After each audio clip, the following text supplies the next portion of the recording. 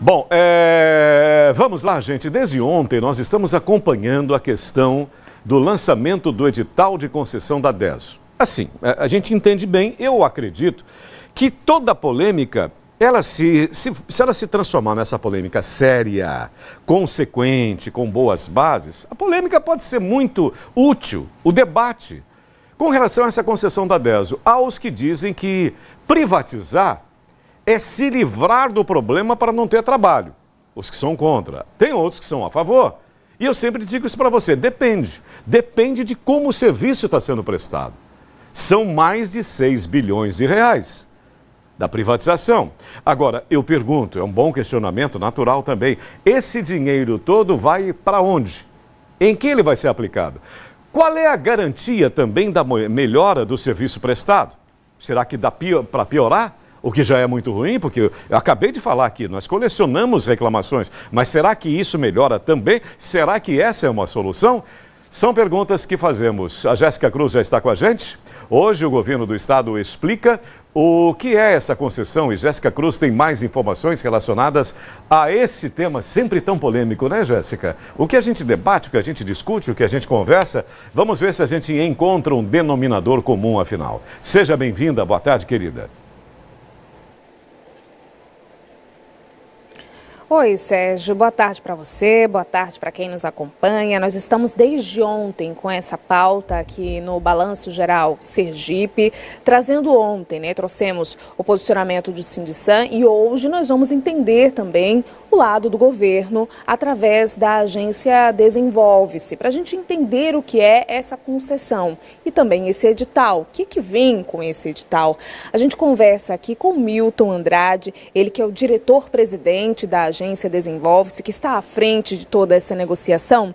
Milton, antes da gente entrar na questão de posicionamento do que é bom, do que não é bom para nós, vamos falar então sobre esses passos que foram dados agora. Porque esse edital ele já foi publicado no Diário Oficial. A partir disso, então, as empresas elas se lançam para se candidatam, na verdade, para assumir os serviços da DESO, é isso? Boa tarde a todos. Na verdade, não. É uma concessão parcial. A DESO continua existindo.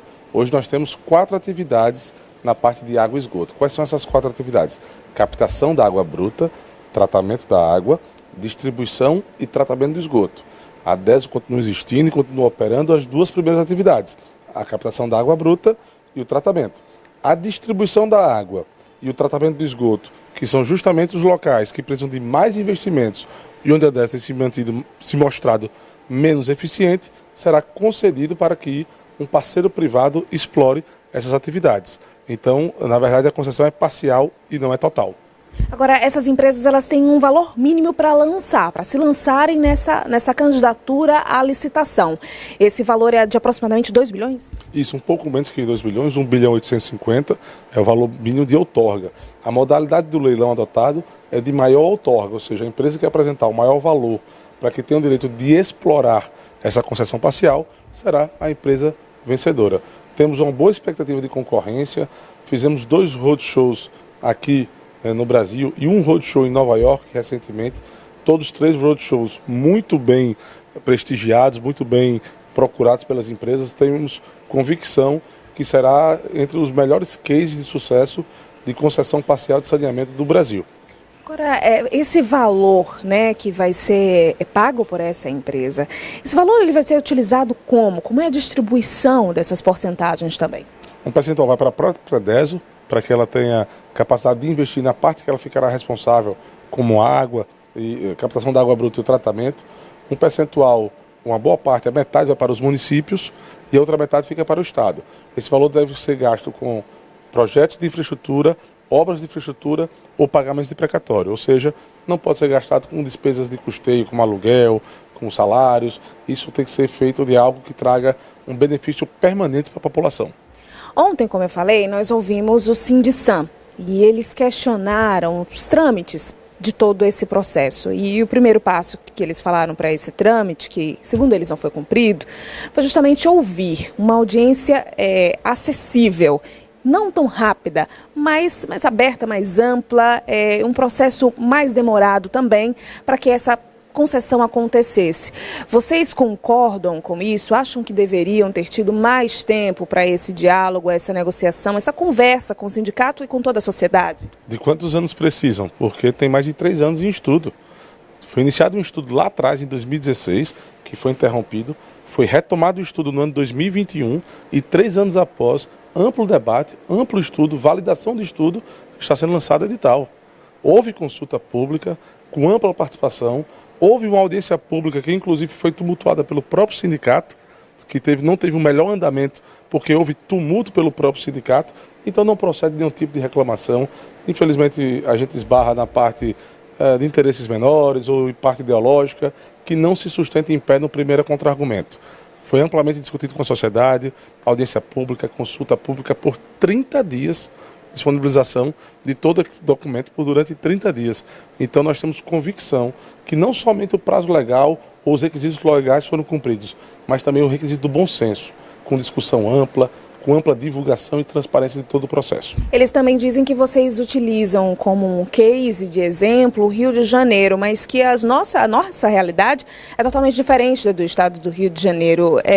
Vocês utilizaram mesmo esse exemplo e devem aplicar da mesma forma?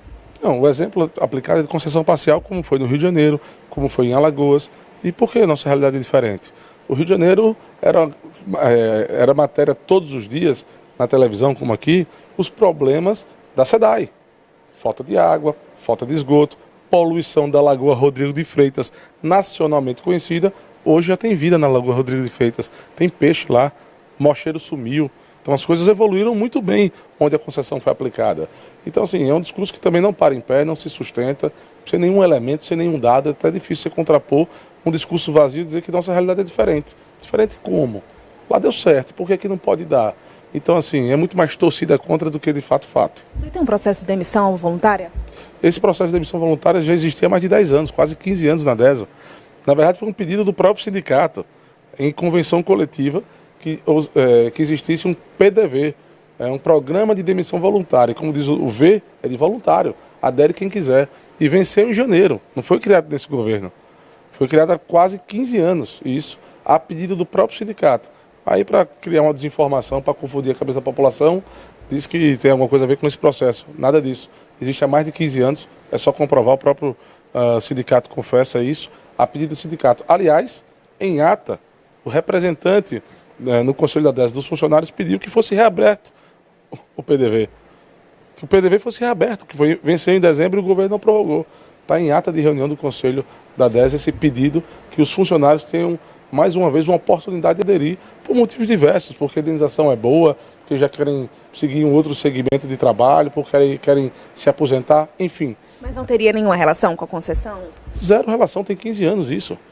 E o PDV venceu em janeiro. Mas no edital tem previsão de um recurso em torno de 200 milhões para a indenização dessas demissões, né? Tem previsão porque já foi adesão, já houve adesão desses 200 milhões. Então, na verdade, do mesmo jeito que tem previsão de investimentos que a DESO é responsável, também tem previsão para que a DESO não precise se endividar, não precise ter nenhuma dificuldade para honrar esses compromissos.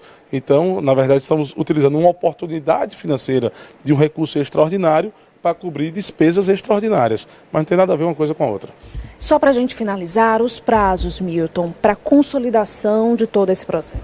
Até o 28 de agosto é o prazo de apresentação das propostas, e no dia 4 de setembro, aí sim, a sessão pública na B3, na Bolsa de Valores de São Paulo, onde nós conheceremos a proposta vencedora. Muito obrigada pelas informações, Sérgio. Muito obrigado, Jéssica, muito obrigado, Milton, muito obrigado pelas informações prestadas. Aliás, né, a gente observa assim, você tem a informação, você tem a desinformação e você tem fake news. Muitas das vezes, observa bem, puxa vida, vamos fazer quase 50 anos nesse negócio de jornalismo e tal. É interessante, a informação precisa, ela é correta. A fake news é a mentira. Agora tem a desinformação, que muitas das vezes é pior que a própria fake news. Sabe por quê? Porque ela está travestida, fantasiada de informação verdadeira. Atente a esse detalhe. E muitas das vezes, a gente comenta a respeito de algo, aquilo que você não está entendendo. Você não tem o domínio sobre o assunto e você fala algo que está completamente fora da realidade. Nessa questão específica, em meio a todos esses debates, todas essas conversas, todas as argumentações, opiniões, blá, blá, blá, blá, blá, blá, blá, blá, blá, sabe a única coisa que interessa? A qualidade do serviço prestado para a população. Pergunta para a população: o que você prefere? Você prefere privatização ou você prefere estatização? Eu prefiro o serviço bem feito. Pense a respeito.